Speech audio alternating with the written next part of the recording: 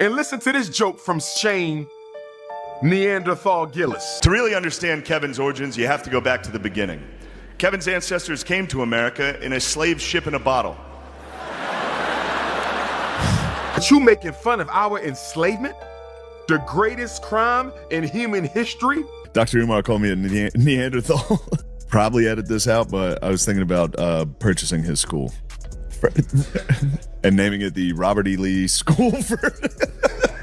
The Kevin Hart Roast was supposed to be another wild Netflix comedy event, a night where celebrities walked into the room knowing nobody was safe. But after Shane Gillis stepped on stage, one joke in particular started moving far beyond the comedy crowd. Shane took a shot at Kevin Hart's height by tying it to one of the most painful parts of Black history, saying Kevin's ancestors came to America in a slave ship in a bottle. In the room, it landed like a roast joke. Online, it became something much bigger. That line is what pulled Dr. Umar Johnson into the conversation. Umar did not treat it like simple comedy. He framed it as disrespect toward the history of slavery, toward Black people, and toward the memory of enslaved ancestors. And that is where the story changes from a Netflix roast into a full cultural argument. Where is the line between edgy comedy and racial disrespect? On one side, roast fans argue that the entire format is built on offensive jokes. The point is to go too far, make the room uncomfortable, and still find a laugh. On the other side, critics argue that some subjects carry too much historical weight to be used as quick punchlines, especially when the target is not just one celebrity, but a whole community's trauma. So when Umar responded, he was not just reacting to Shane Gillis, he was reacting to the larger question hanging over the whole roast. When comedy uses Black pain as material, is it still just comedy, or does it become something else? It was dozens of disrespectful, insulting comedic material. It starts off with Shane Gillis, he's the host. I never heard of the devil. Then Shane said, they told me to be racist. He said this, they told me to be racist. He said it on the mic. And listen to this joke from Shane Neanderthal Gillis. He said, Kevin's ancestors came to America on a slave ship in a bottle. Kevin's ancestors came to America in a slave ship in a bottle.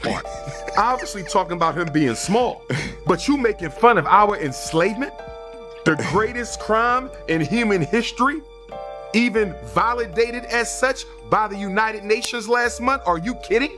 You're gonna make fun about the enslavement of my ancestors and you're gonna pass it off as comedy. Art, this was not comedy. This was a public execution of the honor, self-respect, and integrity of Black America, and we not going for it. Let me continue. Listen to this one, Art. Kevin's father was a California raisin, but he wasn't raising anybody. His dad was addicted to crack, and he abandoned him. But I guess that's better than being there for the filming of Jumanji 3.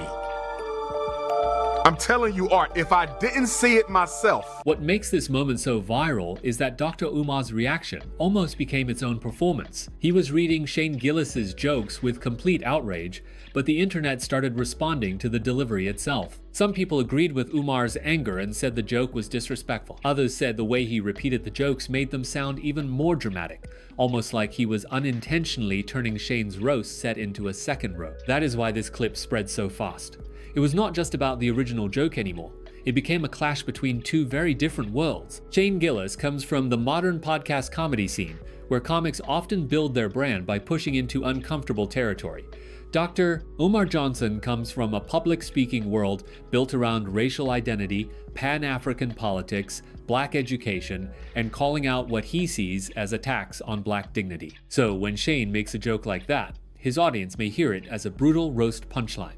When Umar hears it, he hears a white comedian using slavery as a cheap laugh in front of a major corporate platform. That difference in interpretation is the entire conflict, and the reaction online shows how divided people are. Some viewers believe Umar was right to call it out because comedy does not erase history. Others believe he gave the joke more life by reacting so strongly. Either way, Umar turned a short roast line into a bigger debate about race, comedy, power, and who gets to laugh at what.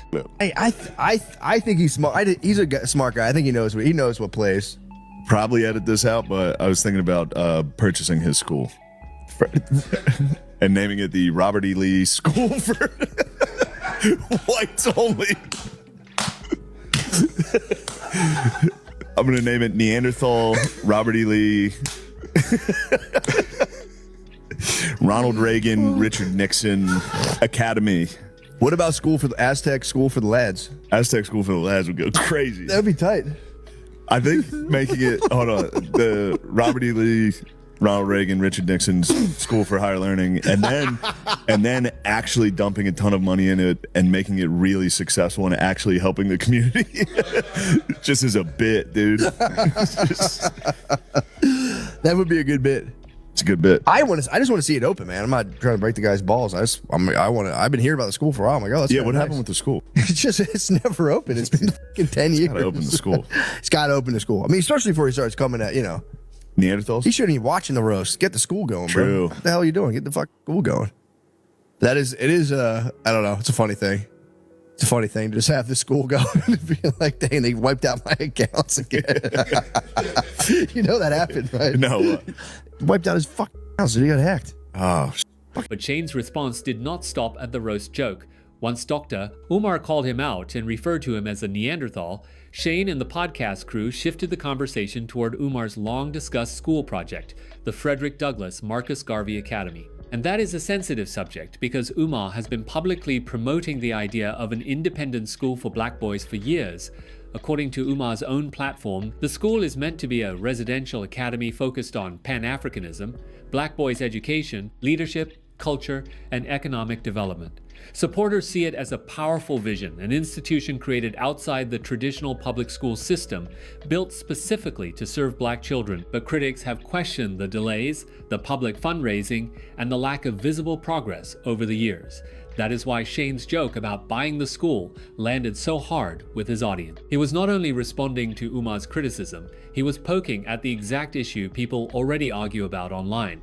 The important thing here is to separate facts from insults. The Academy exists as a publicly listed nonprofit project, and public nonprofit records show filings connected to FDMG Academy. But the public conversation around it remains filled with questions. When will it fully open? How much has been raised? What has delayed the launch? And why does the project keep becoming a controversy? That is what Shane was exploiting in the clip. He took Umar's moral criticism of the roast and flipped it back on him by saying, in effect, before you police comedy, people want answers about the school. Whether viewers see that as a fair comeback or a disrespectful distraction depends on how they already feel about Umar. Damn accounts. somebody hacked him and stole all his money? And it wasn't him?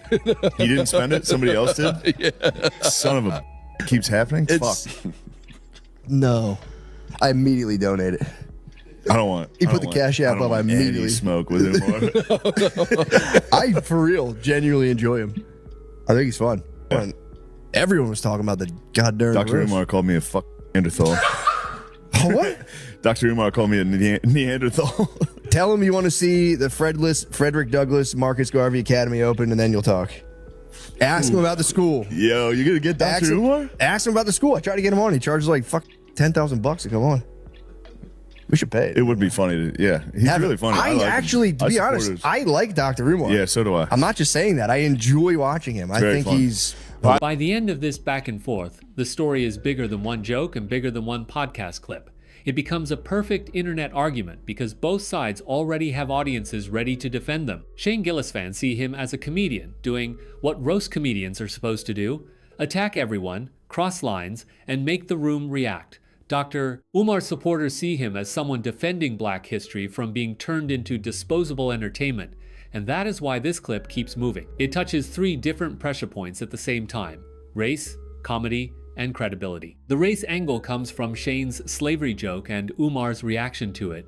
The comedy angle comes from the larger debate about whether roast jokes are supposed to have boundaries. And the credibility angle comes from Shane's counterattack about Umar's school, a project that has inspired both support and skepticism for years. What makes the exchange even more interesting is that Shane did not sound completely hostile toward Umar. In the podcast clip, he and the others also admit they find Umar entertaining and even say they would like to see the school open. That creates a strange dynamic. They are mocking him, but they are also fascinated by him. So the real question is not just who won the exchange. The real question is why this moment caught fire. It caught fire because it put two public personas into direct collision, the boundary-pushing comedian and the racial justice provocateur, and the internet turned that clash into a full debate over jokes, history, accountability, and public image.